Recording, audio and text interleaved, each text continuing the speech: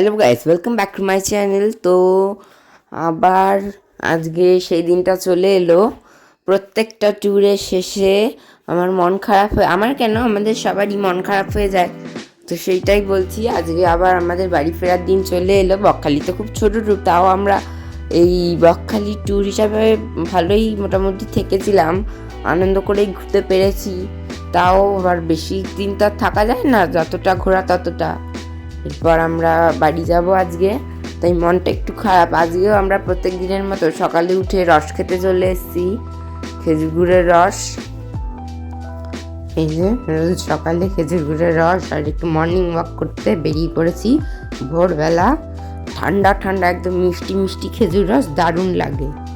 বন্ধুরা বন্ধুরা দেখুন, আমাদের মর্নিং টিম সব বেরিয়েছে সকালবেলা। মর্নিং টিম, হ্যাঁ, সব মর্নিং ওয়াক করতে বেরিয়েছি। এই যে সৌভিক দাদা, এদিকে তাকান, এই যে দাদা হাত দেখান, এই যে দেখো সব বেরিয়েছে। গাইস দেখে নাও, এই আমাদের টিম ম্যানেজার, হাত ঠান্ডা হয়ে গেছে টিম ম্যানেজারের। আমরা এখন হাঁটছি, সমুদ্র থেকে হেঁটে আসলাম, আবার দেখা হচ্ছে।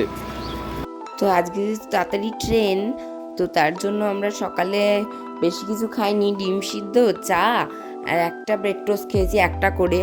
আজকে বেশি কিছু টিফিন করিনি, তাড়াতাড়ি, কারণ 12টা সাড়ে 12টার মধ্যে আমরা লাঞ্চ করে নেবো আজকে।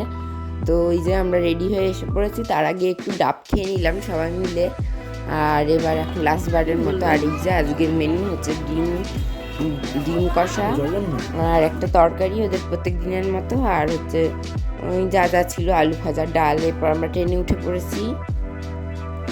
এই ট্রেনটা মাঝেরহাট থেকে দত্তপুকুর অবধি যাবে। তো চক্ররেল ছিল, অনেক ঘুরে ঘুরে গেছে ট্রেনটা। তো বসেছিলাম, কোনো অসুবিধা হয়নি ট্রেনটা। তো দেখতে থাকুন। এই থেকে এখন আমরা ট্রেনে উঠে পড়েছি, বাড়ির পথে যাচ্ছি। প্রচণ্ড ক্লান্ত, আর আমাদের মনও বিষণ্ণ হয়ে পড়েছে, ভারাক্রান্ত মন, আর ভালো লাগছে না, মনে হচ্ছে আরও ঘুরি। আবার দেখা হবে বন্ধু, টাটা। তো বন্ধুরা, এবার আমরা বাড়িতে চলে এসেছি।